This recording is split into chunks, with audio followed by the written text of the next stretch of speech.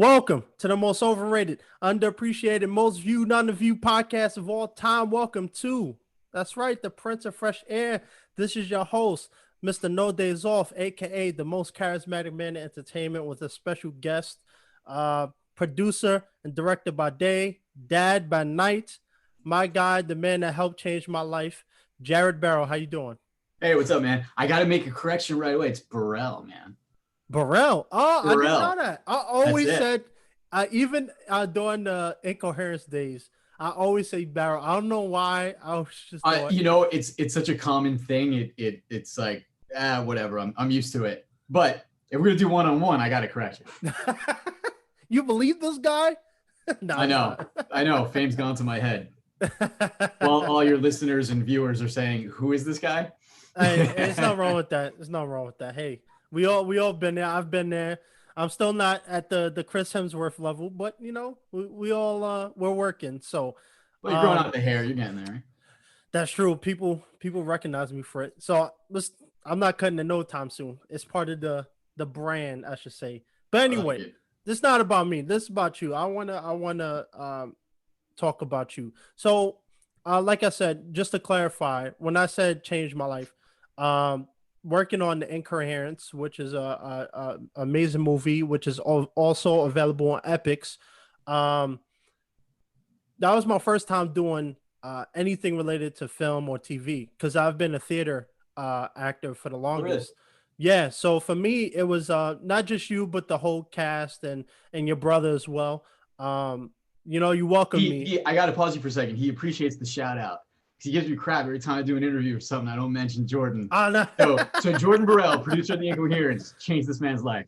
Absolutely, yeah. So you guys, it was a 1 day thing, and then I started. I became friends with you guys, and then you was like, hey, you know what? Keep coming, and we'll use you. And then that was the first time I ever got experience in TV and film. Got my first credit from that, Awesome. and it was a great experience. So I'm um, glad. absolutely. So I'm glad. let And let's for start. all the viewers at home, if you go and you watch the Incoherents, Percy is in the back of almost every single shot. That's the fun of indie films. It's we were so happy anybody wanted to be in it.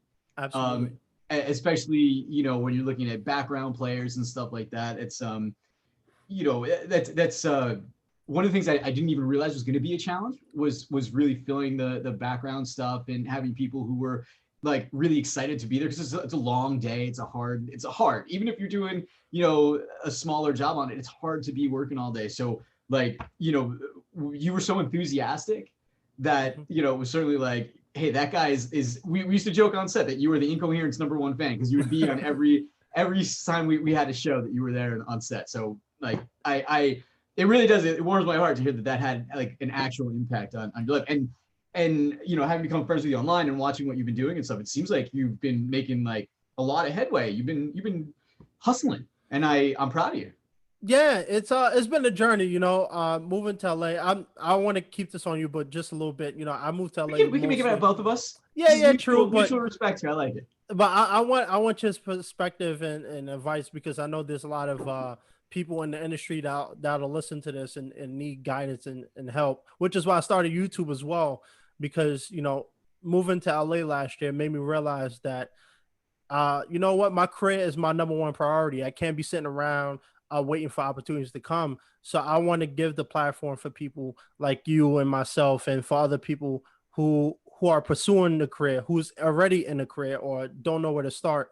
We could all always learn from somebody. Um, Absolutely. but anyway, I digress. Let's. So I said let's talk about you for a little bit. So besides the Incoherence, how did you get involved in the entertainment business? Was it easy? Was it rough?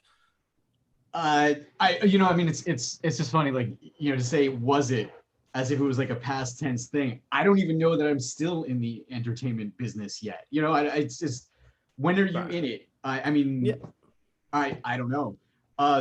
It's been, let's say that way. Not it was, but it's been, it's a hard ride, man. It's Yeah. it's really taxing. It's one of those things that some people, can I curse on this podcast? Freedom of speech. Good. Some people step in shit, and they Yeah. step in the best shit, and you go like, "Oh, how have you done all these things?" I mean, it's impressive, it's incredible. But Jordan and I mean, we've been hardcore hustling for 15 years now. I mean, technically more, but we sort of put our first foot forward. It's 15 years. So it's kind of insane to me that it took 15 years for us to release our first film. Right. When we started, we were making comic books. I had let me make as long a story as short as possible. But I did a short film in graduate school. I went to graduate school for design, and Okay. in that process, while I was going to school for design, I had made some shorts and stuff in college. And my brother and his friends wanted to make a movie that they were going to write because they wanted to be actors. So that was their thought Right. process. Like, let's make a movie that we can act in. And they said, well, we want Jared to direct it because he's the only one who's ever directed anything. So I made, Right. a music video or two and a little short in college. And that film never happened. But it was like Inception. They accepted this idea in my head about being the director. And while I'm in school for design, I said, like, I really want to do this. And so I made my thesis a film for design school, which is Right. where I met Alex Emanuel, who's also the producer, one of the producers on the Incoherents, and plays Jimmy Anthony, wrote on the music and stuff. Because I cast him in that, and that's how we got friendly and met. But that short film started going out to a couple of producers and stuff, just people who someone knew or whatever, and people liked it. And this is 2005. And we sort of like jumped from there. It's always the producer drama and stuff. We sort of learned early that not all producers are there to help you. They're sort of there to help themselves. And it Absolutely. didn't, things didn't really move that quickly or anything really happened with that short and what we were talking about with it. But we said, you know what? This is sort of the direction we wanted to go. We had this idea for a comic book called Barel and the Horror, and we wanted to make it a movie. So we said, let me rephrase that. We had an idea for a movie called Barel and the Horror about this girl with these powers and stuff before it was cool to make comic books and make comic book movies. And we said, let's go make a comic book. Let's take the art skills and design skills and all that stuff. Let's take our writing skills. Let's make a comic book and then use that as a pitch piece. And so we did, and we brought it to New York Comic Con in 2007. And it blew up. Like people, I mean, on a relative level, we sold something like 1,000 comics in one weekend. We ended up getting signed to a manager. We had a big shot producer signed to this movie. And it looked like we were going to be like overnight successes. We were talking about actually me directing this film for $30 million with major production companies.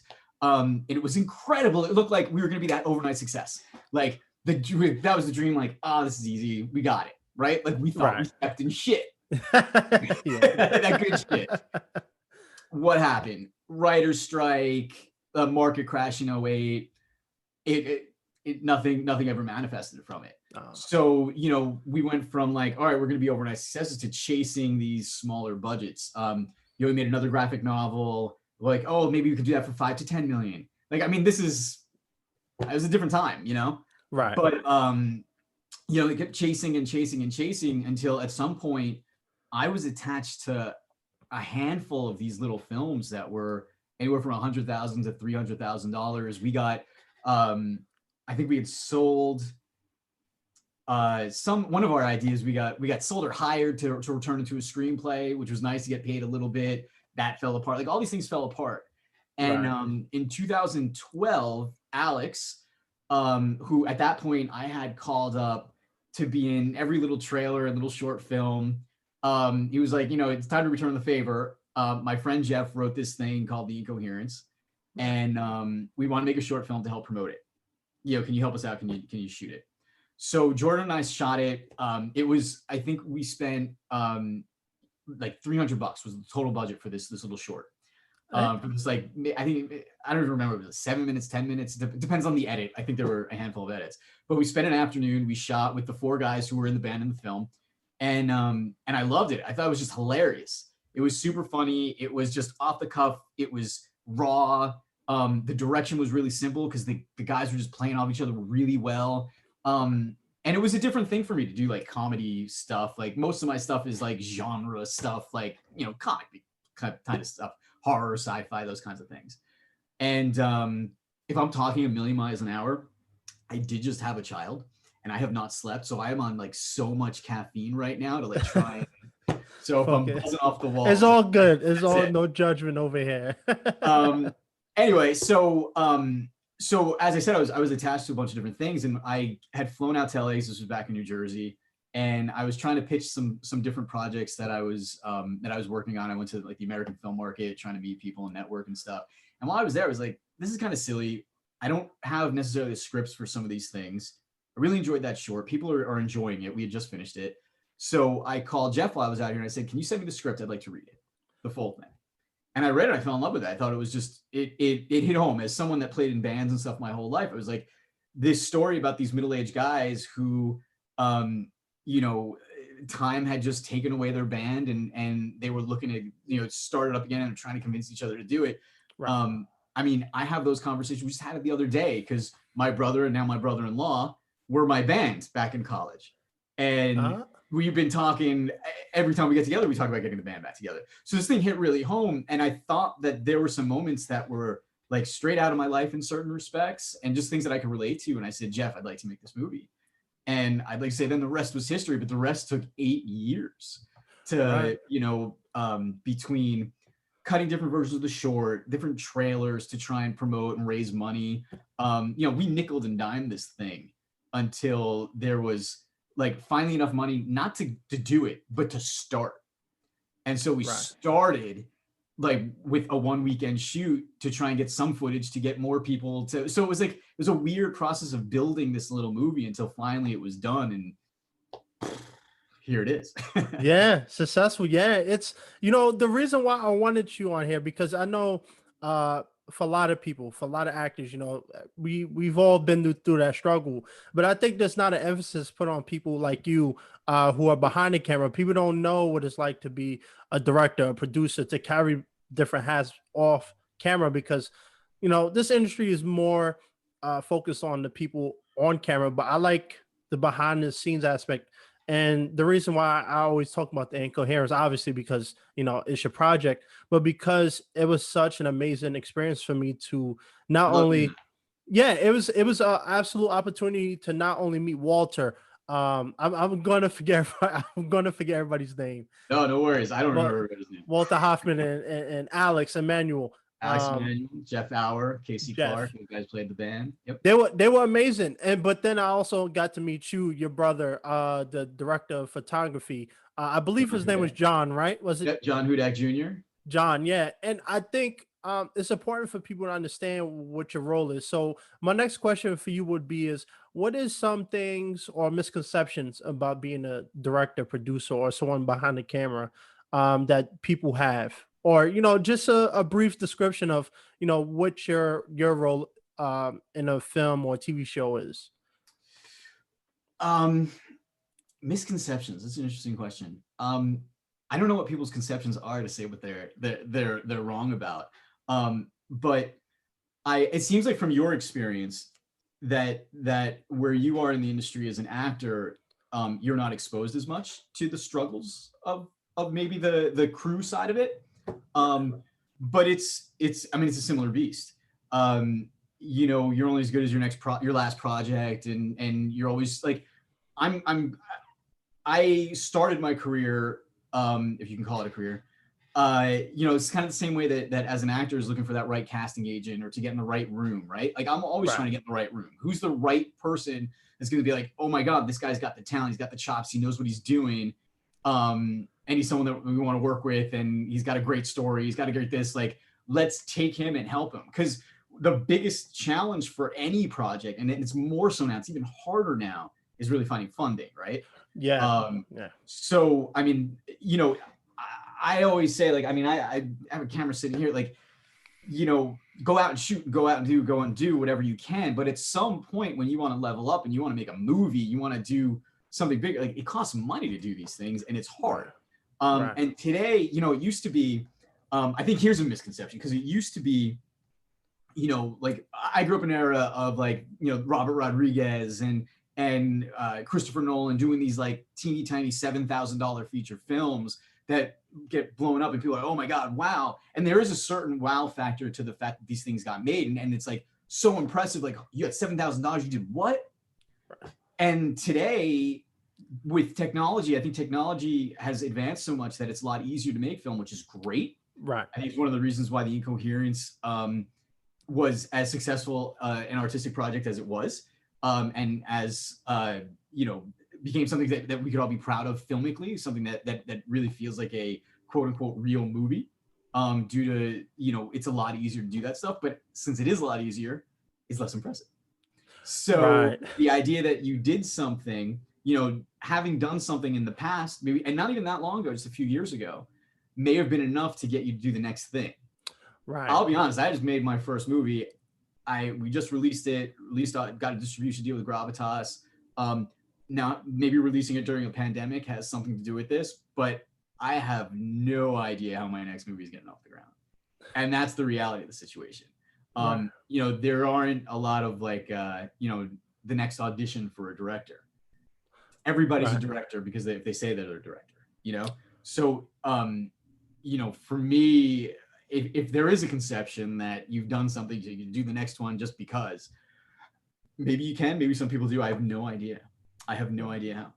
So yeah, the onus of how to get to the next step is just, there's always a next step that you're always trying to figure out. Right. Yeah. This is a little minor thing, but I remember my senior year of college, 2018, I had to do a capstone for theater.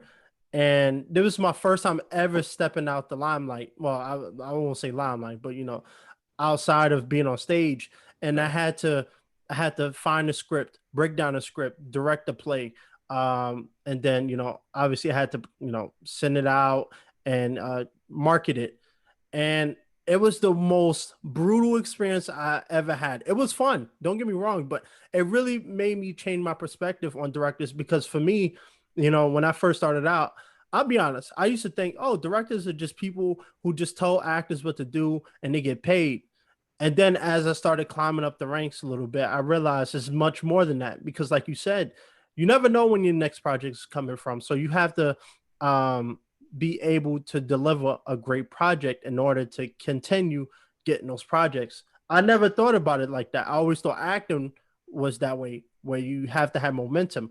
I thought directing was just, okay, well, we like you, so we'll just have you, direct a movie. I mean, I assume that if someone somewhere likes me, that's something to feel like, hey, that's the next one. But what's interesting to your point, I guess the idea of like, oh, you get to just tell actors what to do or tell the camera person what to do and all those things. Director on the Incoherents, producer on the Incoherents, but there are 3 other producers on there, and we had our writer was a producer. So like, there's you're wearing all these hats and you're doing all this work, but at the same time, like, it's not a dictatorship. I don't get to, in this project, I didn't get to just come in and say like, I'm doing what I want to do, right. Everybody piss off.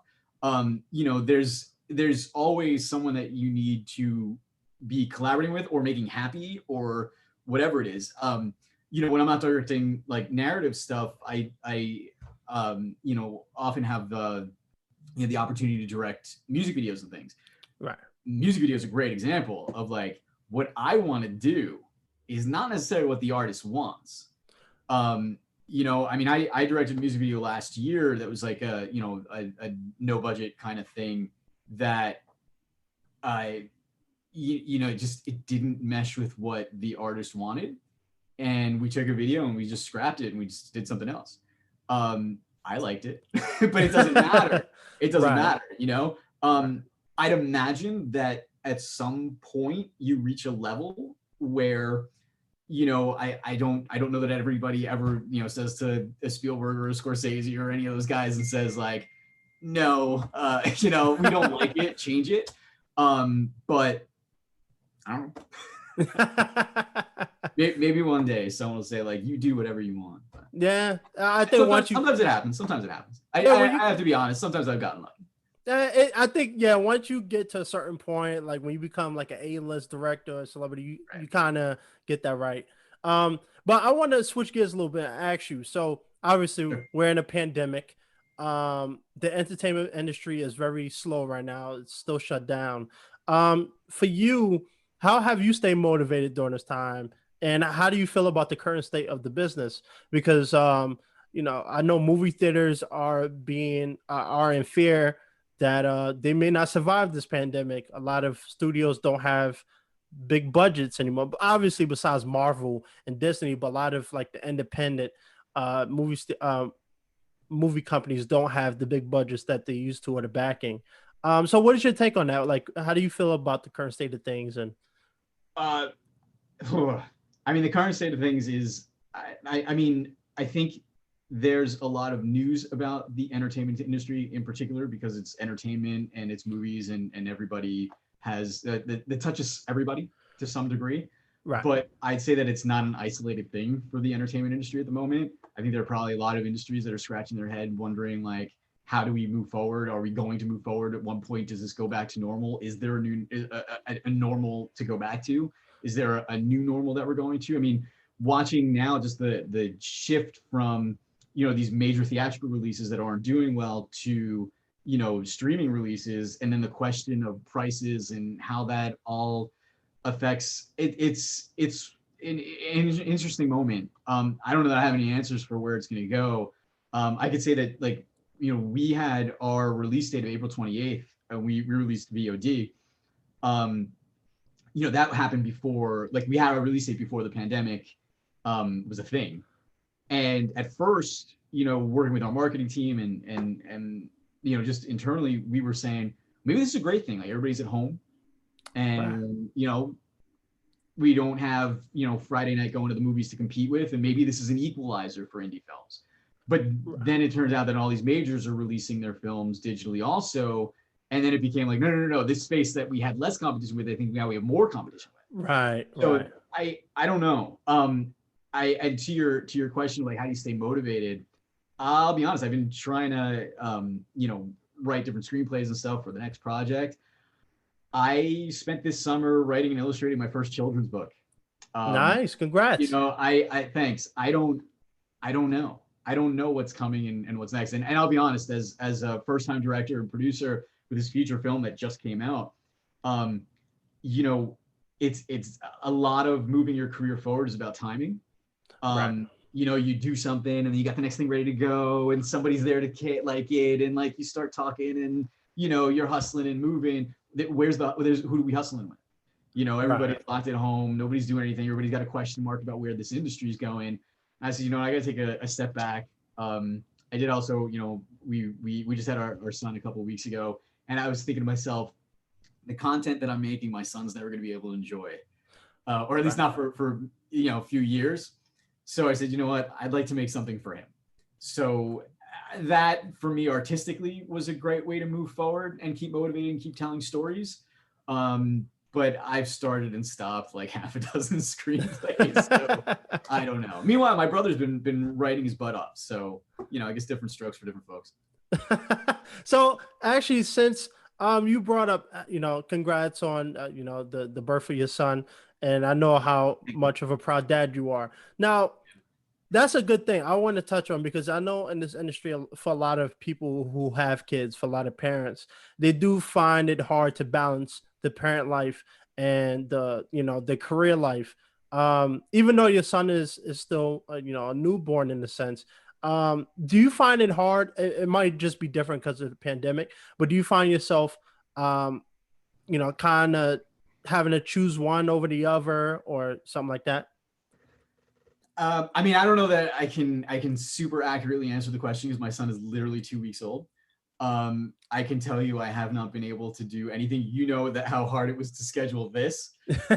My wife's out on a walk with our son now, and she had a couple dings. I think was my text message interrupting our interview, saying that he's having a temper tantrum and she's having trouble walking. I'm like, I can't. So I don't know that I can necessarily answer that too accurately, but I can say that um, I had in my head all these things that I wanted to accomplish before he was born. And you know, I wanted to finish that children's book. I had a delusion that I was also going to finish the screenplay. I had some music I've been recording and working on. I wanted to finish a few things. I finished the book, which was that's a major accomplishment. But I nothing else. And he came. He was due a week later, 5-6 days later than he came. And again, I still held in my head the delusion that in those 5-6 days I was going to write a screenplay and record an album. um, you know, coming into fatherhood, I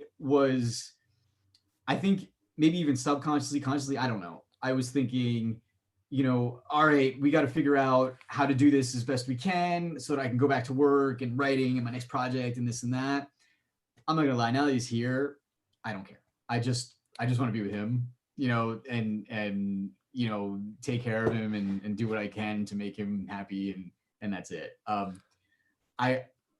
I'm gonna have to soon figure out how to balance work and life and parenthood and all that stuff. Right. But I think I took advantage over the summer of this pandemic and said, like, listen, when ever have I taken a break? Never. Like working, like literally I have worked 20 hours a day for longer than I can remember before this thing. Right. You know, balancing making a movie that, you know, I was putting money into, I was getting paid for. So balancing that with clients, you know, and then balancing clients with other clients and all this stuff. And, you know, with this hit, it was like, all right, there's no more clients, there's no more industry, there's no more nothing. The movie's released, everything's done. Now I'm sitting here twiddling my thumbs. Like the first time in longer than I can remember that I'm rested. And then that longer than I can remember that I could do a project for myself. And I took on this children's book that I've been wanting to do for a long time, make a children's book. So to be able to do that, I have no idea what the hell we're talking about anymore. But I guess what I'm saying is I at this moment moving forward, I'm going to accept the fact that we're still in this pandemic and not worry so much about what the next thing is and really focus on just my family and you know, trying to make us all happy. And at some point as the industry wraps, you know, starts revving up again, hopefully, and whatever else, you know, hopefully there will be a something else, there will be something next, and then I can answer more better. Oh, I told you I'm perfect. tired. I can answer better how to balance everything. As my wife walks in and I can hear Jasper, my son. You know, it's funny because you said that it was hard for us to plan this. And I'll be honest, I've had more trouble getting other actors or people who don't have kids to to get an interview with them, and you still showed up. So I mean, hey, Hey, I think that's an achievement in your hat, if I should say that. fair. Well, you know, I mean, I had such a personal impact on your life and career. How could I say no, right? Well, let's not get carried away here now. I give him one compliment, he runs away with it. No, Hey, I got to bust your chops. I got to I make this have a fun. 2-week-old screaming in my face all day. I'll take the compliment and run with it. All right, perfect. Works for me. So, you know, I won't keep this too long because I know I don't want your wife to kill you. But you know, as someone behind the camera, as a director and producer, I know this is a common question for a lot of actors is that, you know, what do you look for when you have actors in front of you? Like any pet peeves or characteristics that you think is very vital for actor success or something like that? So that's a good question. I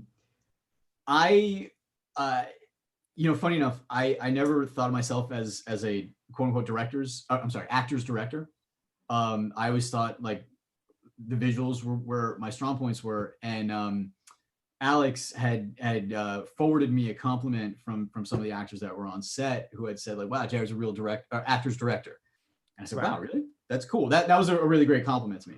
right, Um, what I tend to look for and look at is there's always this thing that I say I try not to say it directly to an actor, but when I'm assessing a performance or whatnot, it's I can see you acting. If I can see you acting, then we have a problem. And what I mean by that is, you know, if I'm looking in the camera and I see the performance and it feels like you're performing, you're acting, and I don't see the character, I don't see, you know, this thing that was on paper coming to life, I see someone saying lines, like that's a problem. Right. And you can see that in certain films, major films. Now, part of that is on the director, right? Like part of that is how you capture a performance. And you can certainly capture a great performance and make it look like you can see them acting. Um, but a Right. really great performance matched with the right capturing of it, you see a character, you see your story unfolding, and that's really what you need to see. It's distracting to see a performance that doesn't feel natural, that feels like someone's saying lines. And I think that's a big problem with a lot of indie productions, Right. is that, listen, it's just less experienced actors and less experienced crew and less experienced filmmakers. And so you're mismatching, a not wonderful performance with a not great capturing of it. And so it becomes distracting. You lose the story, you lose the film Right. that you're trying to watch, and you start seeing production. It's kind of akin to like, if you're in the middle of a scene, this big dramatic moment, and then the boom dips down, Yeah. right? Now all of a sudden you're not in a movie, you're on set, and it's ruined. Right. And that to me is what you kind of looking for, is like, if I'm on set and I see a scene happening, I mean, I like to let actors do their thing. Like I have something in my head, but I also want to know what's in your head. Right. The same way that, if I'm working with a cinematographer, I have something in my head, but what do you have? That all of that. I think everybody brings something great on set, and whatever I have, it's like, well, what do you have that might be better? And so I like seeing that in performances. That's one of the fun things for me, is to watch a performance come to life, and a character come to life. Um, but if you see that happening and you say like, yeah, I see you saying lines. They're not yours yet. And I think that's the thing, is you have to try and find a way to make the lines yours. And it doesn't necessarily have to be, a super in-depth method thing to be a thespian, all these things. It's just a matter of how can you get the words to roll off your tongue in a way that you would say it. Right. If I can elaborate more, the Incoherents was also my first time acting in a movie. I did some shorts and stuff, but I play a character, it's a minor character in the film. And the first day that my character was supposed to speak, in a small little scene that ended up being cut from the movie anyway, I knew I didn't have it. I could hear myself acting, and I kept giving my lines away to the other actors that were in the scene, because I was like, I'm not helping this, and I don't need my ego to be more inflated by saying it. And I gave the lines away.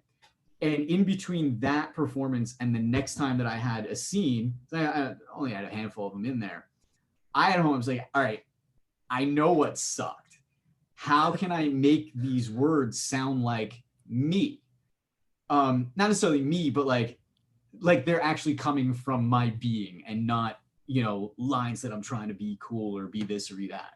Right. Um, and it was really helpful to rethink about how to just speak these words and be yourself and be loose, and whatever else. And I think that helped also with the direction of, everybody else on set, because I knew what I was screwing up with. I was like, well, now I can help everybody else who might be having a similar issue. Um, Right. but it's an interesting dynamic. But I don't know if that answers your question. No, it does. It perfectly Okay. does. It perfectly does. And I was during this pandemic, what I've been doing, obviously besides content creating, is I've been taking the time. So my favorite thing to do is, because I got Disney Plus. What I'll do is I'll watch behind the scenes Yeah, it's footage, great stuff. and to hear like Kevin Feige and a bunch of other people who help with these movies talk about how they help the actors find the character, how they built the story, how they progress the story. I think that's very key. And you said a lot of things that they talked about, because a lot of actors don't realize the bigger picture. Like for me, when I first started, it was all about my scene and that was it. But then as I started getting more involved, I started realizing that the director has a bigger image than Right. you think. So this conversation for me and you, it's for me to help kind of bridge the gap a little bit between Right. what actors know and what they don't know, because a lot of people don't know about behind the scenes. Everybody knows about It's true. acting, not everything about acting. They'll know a lot of things about the on camera, but they don't know about the off camera. Um, and to tie that up, I want to ask you, um, I actually got a YouTube video coming out about social media. Um, do you think social media is very crucial, not only as a director, but for anybody in the entertainment business, especially actors. All right, uncensored, right? Yep. Fuck social media. That's my personal feeling on it. At the same time, yeah, I mean, I don't know. It's funny. This is one of the themes of the film of the Incoherents is, these older guys that just don't get it. They don't get the social media aspect of it, the self-promotion, all that stuff. I, particularly in promoting this film, we worked really hard to build our social media and get the social, and the ads and the this and that. And I wanted to learn a lot about it. Any stuff like that, I tend to think of myself as like a sponge to soak that kind of stuff up. Right. By the time we finished it, looking at the amount of followers, the likes, the this and that, I don't get it. I don't know anymore. I did the sprout for like the scheduled posts. We had the marketing company. We had the this and that. I don't know. Yes, the sad part from what I've heard in this industry, and and I'm sure we did it ourselves, even when casting and stuff, is like, if you're between two actors and one of them has 1 million followers and one of them has 10, you're gonna go with the one that has 1 million followers because somebody sees something in them. Right. Right. And there's also that idea that if 10% of that 1 million followers follows them to your movie, 100,000 people, I think that sucks. Yeah. Personally. I've given up. I'm not gonna lie. I don't want to care anymore. We've had this conversation behind the scenes. Like, I just don't want to freaking care about how many likes I get on Instagram. Right. Started a freaking movie. Why do I care about my likes on Instagram? But it matters. A lot of people find a lot of work through Instagram, or Facebook or Twitter or whatever. I don't tweet at all. That one I get even less. I don't even understand it. But like, unfortunately, yeah. I mean, listen, if you have a successful YouTube channel, that's made a lot of people's careers. Mm-hmm. No, that's undeniable. I have sat here and said, like, I have thought about doing a behind the scenes of making the Incoherents on a YouTube channel, like do a YouTube series where, like, step by step, how did we make a movie? What did we do wrong? What can you learn from me? Right. And it's like, yeah, but why? I don't want to be a YouTube star. I don't care how many people watch it. And at the same time, there is a serious risk to yourself personally when you do something that you think is fantastic, that 1 million people should see or 1 billion people should see, and then like 10 people like it. You go like, I did a short film, a fan film. It's called Robin. It was a Batman and Robin short fan film. I did it, I don't know, 5-6 years ago, 7 years ago, something like that. It was a proof of concept for a script that I wanted to do that had nothing to do with Batman and Robin, but it was an easier way for me to get an audience to, latch onto it. Right. They could see the story that I wanted to tell through these characters that they already knew. I was like, this is cool. Like, the people that saw, like, whoa, this is cool. Fun fight choreography in it. I had a mohawk in it. And I remember thinking, like, all right, like, here's the plan. I'm going to make, and by the way, if you check out this short film, there are a few incoherents in it as well. Interesting. But, I'm like, all right, here's the plan, right? I'm going to make this short film. It's Batman and Robin, right? So people are going to find it. I'm going to put it on YouTube. It's going to get 1 million hits. And then I'm going to go like, hey, that was my proof of concept for this screenplay. Right. Now I need millions of dollars to make my movie. Yeah, it didn't happen like that. I think maybe now there's something like 10,000 views on it, which in YouTube terms is nobody. And then I made this film. I put money into it. I, put a lot of work into it. It took a lot of time. And it ends up being heartbreaking that, like, I did this thing, like, forget the delusions of grandeur that was going to come from it, but the hope that just people were going to see it. It breaks my heart, it still breaks my heart just talking about it now, that, like, there's this thing there. I've seen tons of stuff on YouTube, nowhere near as good. In fact, some stuff that's just absolutely terrible, but they're better at the social, they're better at the hashtags or the this or that, or they're not. I have no idea. Right. And, you know, still, you know, you got a few thousand views on it, and it's like, ugh. I personally, I'm tired of it. I'm really happy that this theme was in my film. At the same time, I wish the end of the film. Well, actually, I'm not going to blow it. I don't want to spoil anything. I don't want to spoil my own movie. But regardless, though, it's frustrating. I can't say, you know, fuck it, don't worry about it. You know, it's not important, because you never know. Maybe it is important. You know, I've gotten probably some comic work off of my Instagram posts, but I don't know. I suck at it. I'm just terrible. I'm just terrible.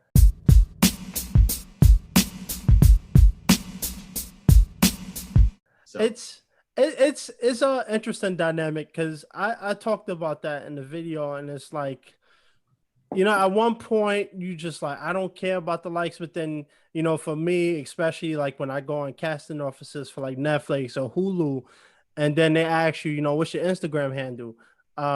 Or certain gigs will say, you need 50,000 plus followers on Instagram to even be considered. really, that's crazy. Yeah, That's I've seen it. stupid. I've seen it I know. countless of I've heard times. it. I've heard it. And you know, the stupidest thing is that I don't mean to interrupt, because No, I you want to hear the rest of your point. But like, it's really cheap to buy those followers.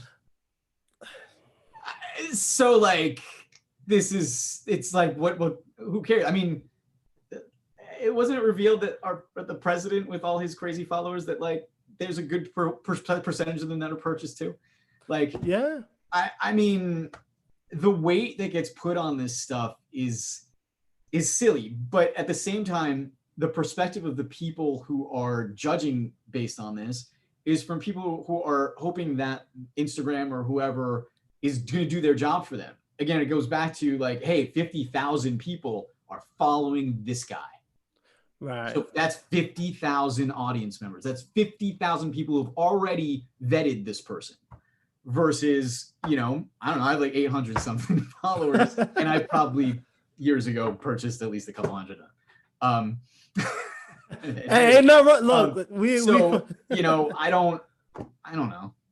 Yeah, it's unfortunate because I've seen actors that I follow, and some I know personally, who fall into that dynamic where, you know, they don't care about social media, but because some gigs demand that you have a bigger following, you know, people will buy followers, and you know, it's unfortunate, but you know, it is what it is, especially in 2020 coming up on 2021, where a lot of these movie studios want you to come with a following because, you know, you go on a movie or a TV show or a reality show, they want you to promote it, and the more eyeballs you got, the more money they'll make.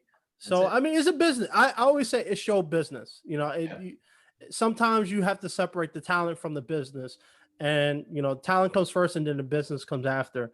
So it's tough. It's honestly.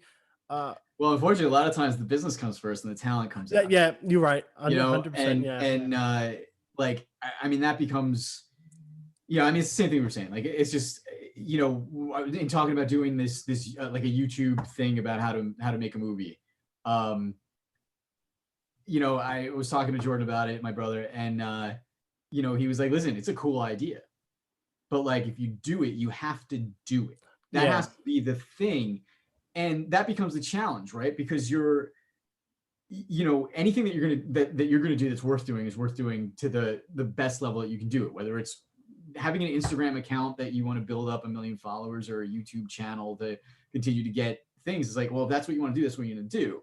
But like, I don't know, is making a YouTube channel, like, is that really gonna get me to make my next movie? And if it is that what I want? Like, I'm gonna sit here talking on this. Like, I'm enjoying this. I like this. I can talk to people all day. Like, I don't know. It's an interesting world that we live in, and I also think that like we're still figuring it out. right. You know, I mean, this is all like really new. You know, it's new to see our leaders and stuff tweeting.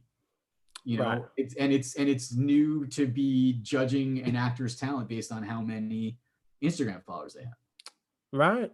So maybe that changes. Maybe it gets worse.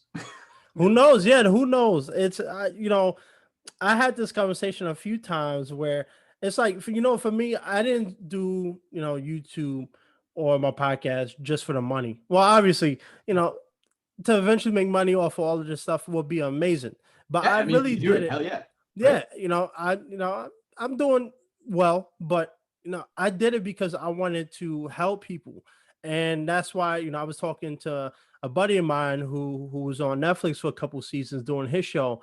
And I told him, it's like, for me, it's not about interviewing celebrities. It's not about interviewing people who has 100,000 subscribers on, YouTube. It's all about what the message you can give out. Because at the end of the day, for me, I think this world is so obsessed with social media, um, that a lot of people don't care about the message; they just care about the following. And I think we have to get back down to the basics, especially for people in the entertainment industry. That it doesn't matter how many followers you have, to a degree. It's all about what can you do to help others, and use your platform to you know provide somebody with the insight or knowledge to help them further their career. So that's Yeah, just for and me. there's a ton of great content out there. I mean, I can't tell you how much stuff I've learned from YouTube and whatever else. So like, Mhm. and I love Instagram. I mean, I follow some incredible artists. Like, I Right. have gotten tons of inspiration, and learned stuff from these things. So like, it's not that I'm against it, at all. And I think that's noble to say, like, I want to do something to help people, to teach, to pass on knowledge, to be a conduit for information and stuff. I think that's great. um but this fictional idea of your worth and your value, even just particularly, I mean, I think people have this problem beyond the entertainment industry, but particularly for actors, filmmakers, whatever it is, artists, um, that your value is measured by your likes or your followers Yeah. is just such bullshit, and it's Yeah. so exhausting. It is. It's exhausting. I mean, the amount of time I feel like we wasted promoting this film, not that it was a waste, but like, that we spent so much time promoting this film, and it takes so much time to promote us, to promote the Facebook, the Instagram, the this and that. You go, like, how much more actual real content could we have made? Right. How Right. much, Yeah. what did we not get to do because we were worrying about making Instagram posts for a month? I mean, I'm flashing back to spending days in fun or Photoshop making Instagram posts that are all branded, that 12 people liked. Okay. Yeah. you know, It's tough. It is it's hard. absolutely tough. Yeah. But let's because I don't want your wife to come up and hurt you. Don't worry So about it. It sounds like I, I don't hear crying or screaming from either of them. So I think we're all right. so a few more questions, but Sure. one thing I want to ask you is, what advice would you give people who starting out, who are still trying to climb the ranks, whether it's actors or directors or just anybody in the entertainment industry? What advice would you give them?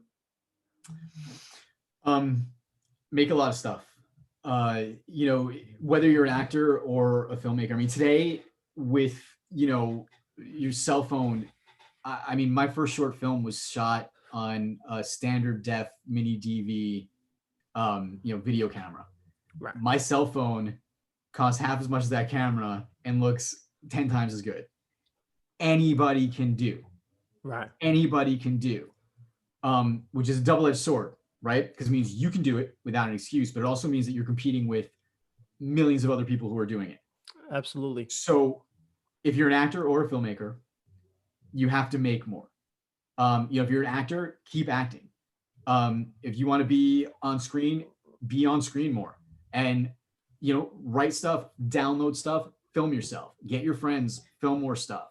Um, the if I have achieved anything, if I've risen to any type of rank as a filmmaker, it's because I did and I did and I did and I did. The next part of that, though, is you got to hold yourself to a higher standard. You Absolutely. have to be your own worst critic. Now, there's a difference between getting down on yourself and being overly critical and being educationally critical, knowing where you want to be and where you are and working to bridge that gap. Right. Looking at the people that you admire and saying like, how do I get better so that I can be at that level? Right. What's also important is to make sure that you're not, and this is something I learned probably on the set of the Incoherents, if not afterwards, is while you have these people that you admire and that you're aspiring to, don't try to be them. You have to recognize the things that you have that are special. And this isn't in a snowflakey, everybody's special kind of way. I'm saying, as a performer, as an artist, you have a voice. It's hard to find. You're actually not going to know what it is, or even recognize it until it's already out there, until you've made enough things, until you've performed enough, acted enough, directed enough, made music enough, painted enough, whatever it is, till you start to see like there's a through line here. There's something here. There's a voice that is different and unique and yet relatable and special, and something that's the part that needs to be amplified. That comes only with time. And genuinely, there were moments in post, I edited the Incoherents as well.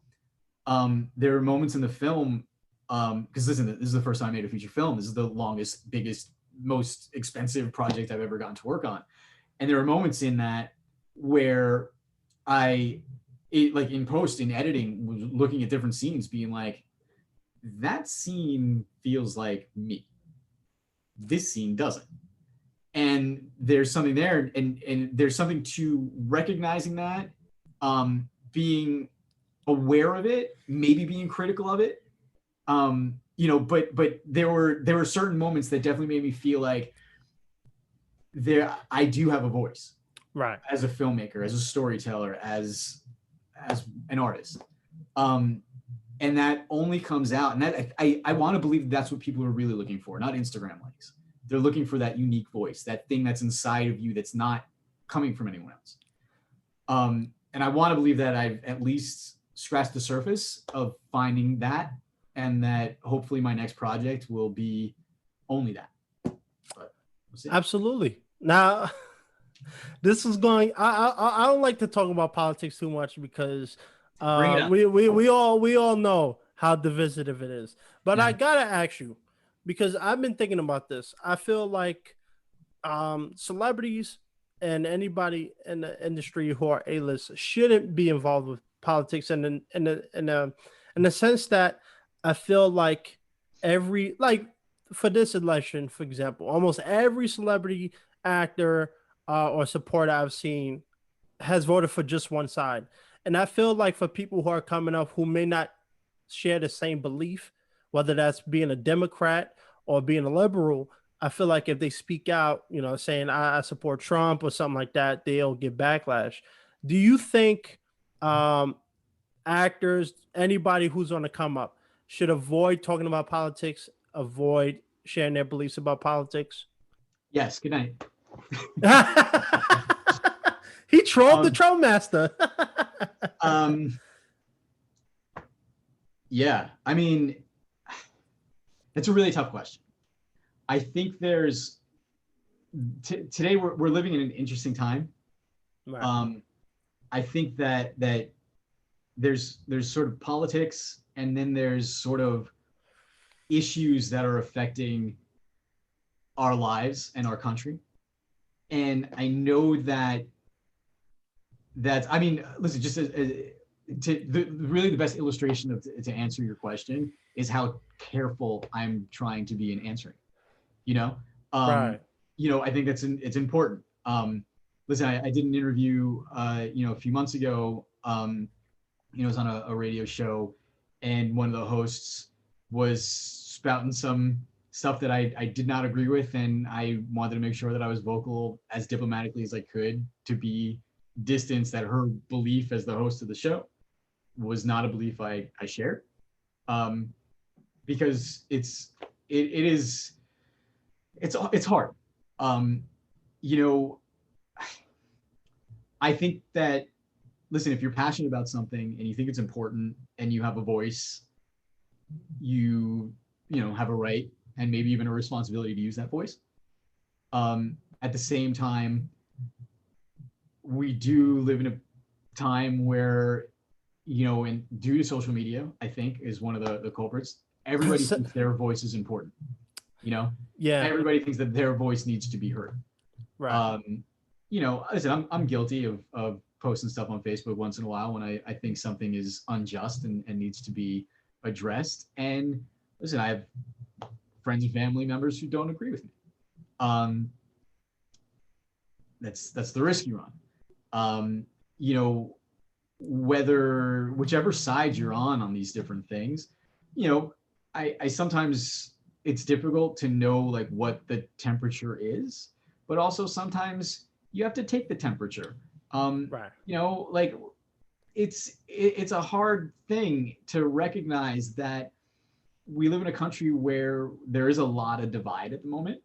Maybe Absolutely. it's always been there, and we're just seeing it more now, maybe again because of social media. Um, but we also, I think, need to recognize that we don't all live the same. That there are, I mean, unfortunately, one of the problems I think is that there's two sides. When the Right. reality is there's a million sides. Yeah. Things aren't so black and white, and we perceive them to be black and white. And if you're not on this side, if you're not with us, you're against us. And I Right. think that is problematic. At the same time, I think like we were talking about, how social media is new and we don't know where that's going. A lot of people who didn't have voices before have voices, Mm-hmm. regardless of whether it's Hollywood or just some schmuck on Twitter. Um, and I think there's just growing pains with all of that, and we gotta all figure it out together when it comes to, or separately or whatever. But as we move forward with this, I know I'm not fully answering your question, and I think that my answer is just an opinion, and I think that's something that's really important, is to Right. recognize that we don't all have to agree. Like I could give you my answer of like things I like about what happens with the mixing of politics in Hollywood and things that I don't like about the mixing of politics in Hollywood. But at the end of the day, we live in such an outrage culture. Mm-hmm. Um, my opinion on something should not necessarily, unless it's so fucking awful, be something to cause outrage. It's just you can just disagree. Right. At the same time, some of those things don't feel, appropriate to just, disagree and ignore because they are that Yeah. atrocious. And there's a lot of stuff going on in our country that's just not as much as like we said, like it's not black and white. There's a lot of shades of gray, and I think Right. there's a lot of shades of gray to the what you do about it, how you conduct yourself. I think that whether you're an up and coming actor, filmmaker, whatever it is, um, or just Joe Schmo, like you need to do what you feel is right about how you conduct yourself. And you know, if you're going to conduct yourself in a certain way, you have to stand by it Right. or learn how to apologize a lot. But I don't know. It's not easy times, I think, for entertainment or for anybody. Right. Why, like, again, like I'm not going to give a hard answer on what do I know? Who am I? I just spent 20 minutes bashing social media because I'm equally as frustrated with the state of affairs as anybody else. Right. You know, yeah. I mean, you want to talk about some celebrities go too far this way or that? I don't know. That's not for me to say. You know. Yeah, I only brought it up because I know for a lot of people who fear speaking out, for a lot, especially in in the entertainment industry, you're gonna come up, you might say, "I don't hate Donald Trump," and especially for both of us that live in LA, where we see more, of the liberals and stuff like that. And I only know about this stuff because I only really started paying attention this year. But Fair. I notice a lot of people in LA are very liberal. So if I come out and say I don't hate Trump, whether that means I still don't support him, I just don't hate the guy, that can cause a lot of people to lose work. That can cause people to feel that they're against them, and people don't want to cast them in anything. They don't get jobs. Nobody want to associate with them. And it is frustrating to see that where someone's opinions can cost them a job. I've seen this. For at one point, there was an actor who came out on Twitter. He wasn't like an A-list celebrity, but he's done a few big projects. I think his name was Mark Lambert or something like that. And he came out and said, I don't hate Trump. And it wasn't in a way to say, you have to vote for Trump. He just said, I agree with some of the points he said. And he got backlash for it. People cursed him out. People said hateful things to him. The industry, blackballed him a little bit, and it forced him to come out and apologize. And I'm sure he still didn't get work after. But I just hate to see something like that cost somebody a job or their career just because their opinion is different from everybody else. And yeah, no, I hear what you're saying. I mean, one of the things, the challenges I think in Hollywood today, and just not even, I know we keep saying that these are Hollywood things, but they're not. We just see the Hollywood portion of it, I think. Right. Yeah. But like, you're talking about as cancel culture. It's this idea that like, there's these two teams, and like you have to play ball. Like you have to agree with me, but like you have to be on the team the way I want you to be on the team. Right. Every team, whatever it is, like you can't do it your way. You have to do it my way. Right. And I think there's, I don't know. I mean, this is such a hard question. It is hard. I know, like we're just sort of spitballing, and I want to like reiterate, like, who am I? I'm nobody. And I made a little movie. I know who you are. Wait. I know who you are, Jordan. I know who you are. You're a Trump supporter. Trump 22. No, stop. I mean, again, like I want to stay out of this kind of stuff, but at the same time, as someone like, if I have a voice and anybody gives a shit, I am not. I am not. But it's honestly the real answer to your question is like how difficult even just having this conversation is. Exactly. Because you're always hesitant to say the wrong thing about the wrong way or the wrong this. And that just happens to be the culture that we live in now. And I hope that stuff gets smoothed out and we can find a way to have better conversations and better dialogue. But the truth of the matter is, I think most of us interpersonally, forget the professional stuff, interpersonally and just between, Facebook posts or, Thanksgiving dinner, we're not doing a good job of having conversations and dialogue. And that stuff gets extrapolated. And that's just the world we live in right now. Hopefully that changes. Yeah, it's sad. And, I started the Prince of Fresh Air podcast because I'm a free thinker. I'm not a Democrat. I'm not a Republican. I'm nothing. I'm just a guy who sees life for what I see it for. And I just speak about it. I don't play into these sides. And this is why America is so divided, is because you have to either be on Biden's side or you have to be on Trump's side. And I only use that example because this is the biggest thing right now. Where this is where we're at. Yeah, it's sad to see. And for me, and I've stressed this before, freedom of speech. When I invite people to be on a podcast or a YouTube video, I'm not censoring you. I mean, obviously, if you curse too much, I might say, all right, cut it out because I got to get paid. But I pretty much feel like we don't have freedom of speech anymore. I feel like when you say something that someone disagrees with, you're automatically labeled a racist or a homophobe or something like that, some type of phobic thing. And it's like, well, I respect your opinion. Can you respect mine? But we don't have that.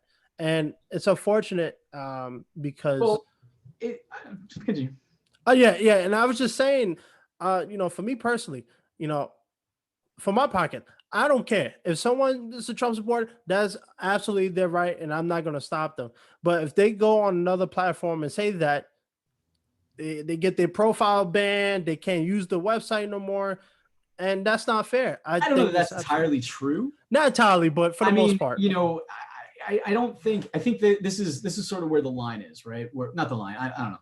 but the difference between, you know, supporting one person or not supporting one person versus when you're talking about things that infringe on people's rights and civil liberties and things like that. And I think that's where, unfortunately, we are in a state where the person that you support does represent how you feel about certain people's rights and Right. certain people's civil liberties. And so it's very difficult for a lot of people to separate a support for a person and what that person represents when they've let you know what that is that they believe in.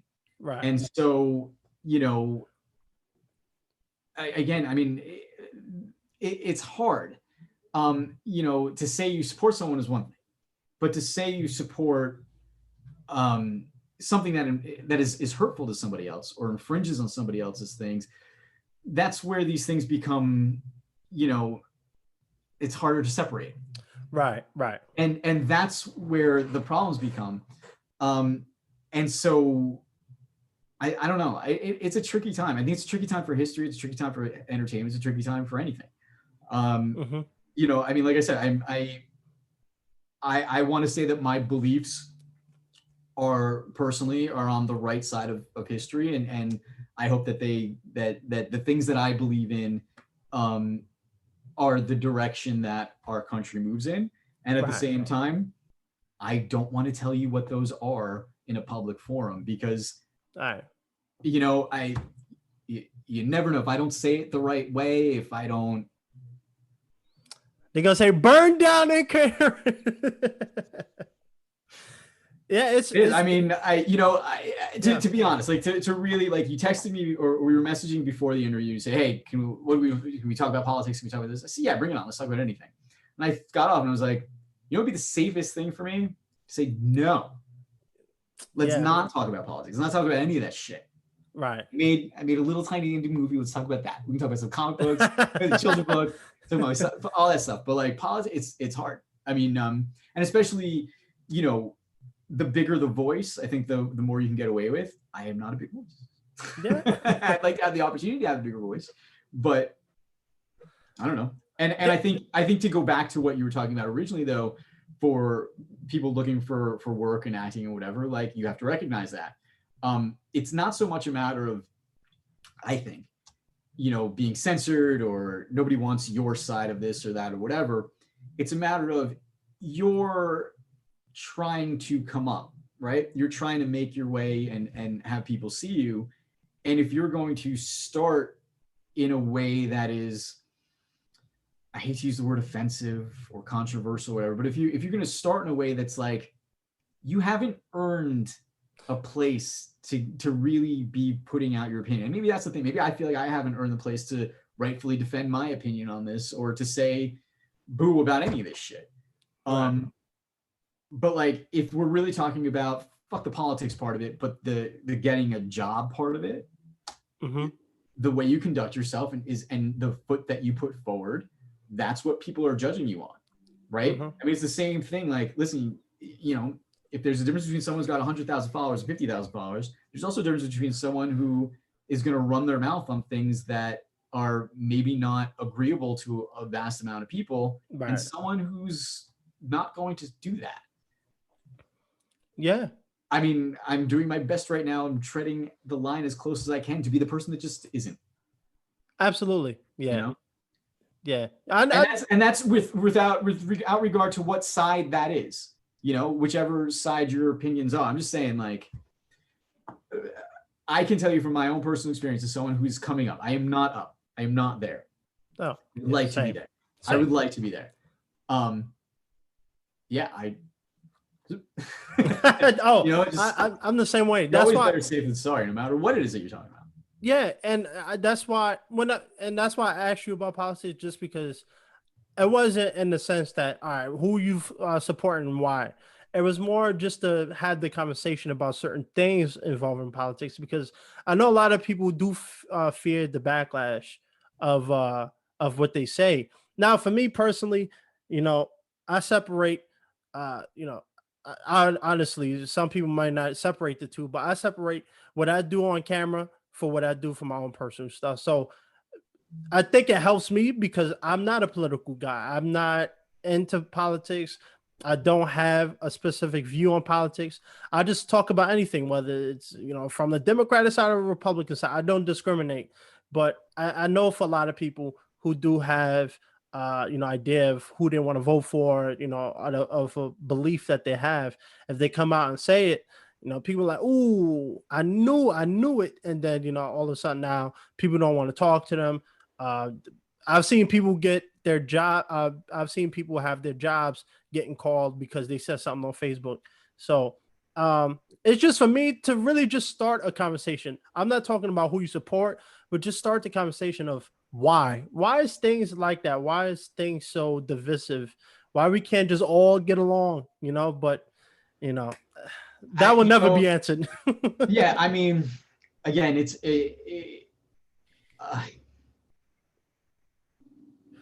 if you have such strong convictions that you have to say something, then it's also your responsibility to stand by those convictions. And if there is a repercussion to it, listen, take your licks. Like if you feel the need to project your convictions, and I'm not gonna lie, you can look at posts. I've done it, and I will stand by the stuff that I've said. If someone is offended by it, regardless, again, I'm not going to talk about here what I might have said or whatever, but like, I'll stand by that. And if that's somebody that, somebody else coming up, look, if you're on the other side or whatever side, listen, if you feel that strongly and you have those convictions and you go into it knowing that this may hurt me, to move forward saying that kind of shit, stand by it, own it. At the same time, I mean, this goes back to what we were saying before, when it comes to jobs and work, like I don't like the temperature of this cancel culture and being afraid to say something. I don't like being afraid to talk about this stuff right now. I don't. I think it doesn't say anything very positive about the state of affairs that, I don't want to even misspeak about how I believe in, it's a rough time. It's a rough time. That said, I do think that there's certain issues and certain elements where, like, if you want to be public about things that are infringing on people's rights or hurting people or killing people or, are really detrimental to people's well-being, fuck you. And with that, I don't know. I think honestly that was the perfect time. I'm sure people probably checked out when we started talking about politics anyway. But no, I think it's a good productive conversation. For me, I'm not here to stir the pot, start trouble. I don't care who you support or not. I will talk to you. And, I think, I'm just one guy, but I just want to start that conversation. Just have that conversation. I feel like just having just a one-on-one shouldn't evoke so much hate, but that's the time we live in, and what can we do about it at the end of the day? But it was good to have you. I'm not going to keep you any longer because we're running long. I said 15 to 25 minutes and we're already past an hour. Are we? Yeah, I believe so. Man. Oh, it was a good time. A lot of people, I try to have fun. I think the important thing about all of this, it's not even just about the education aspect. It's just to have fun, just to talk, have a good time. And that's what I'm all about. I'm all about the positivity. So, and I'm sure you've positively helped people in their journey. But so in order to close this right, you have to plug your stuff. We're all guilty of it. So no, absolutely. Where can people find you? Where can people watch the movies that you put out and stuff like that? Sure. Well, of course, you can follow me on Instagram that I don't give a shit about. At Loaded Barrel Studios. So Loaded Barrel Studios is my production company, my comic book publishing company, my design studio, whatever you want to call it. Loaded Barrel Studios. which is also one of the reasons why nobody knows how to pronounce my name. Jared Barel. See? Loaded Barrel. That's also why we named it that, because no one can pronounce our name anyway. But my Instagram is at Loaded Barrel Studios. On Facebook, Loaded Barrel Studios, loadedbarrelstudios.com. Where else? JaredBarel.com. And of course, the movie, The Incoherents. You can learn more about that at theincoherents.com. We're streaming on Amazon. We're streaming on Epix. And you can rent us or buy the movie on iTunes, Google Play, Fandango Now, Xbox, PlayStation, pretty much almost anywhere that you can do VOD. I know certain cable platforms have it too, that you can rent it or demand it or whatever it is. But yeah, that's us. See? Oh, and you can buy our album. You can buy the soundtrack album. So if you like the movie, then you can go on Spotify and listen to it. I think we'd get like half a penny for every 3,000 listens on Spotify. You buy the album on Amazon, comes printed, it's fine. Do I get a portion of the proceeds? I mean, no. Dude, I haven't even gotten a portion of the proceeds. Big brother, like, yeah, it's time to get paid. Thank you, Jared. And remember, a helping hand is a better hand. Amen.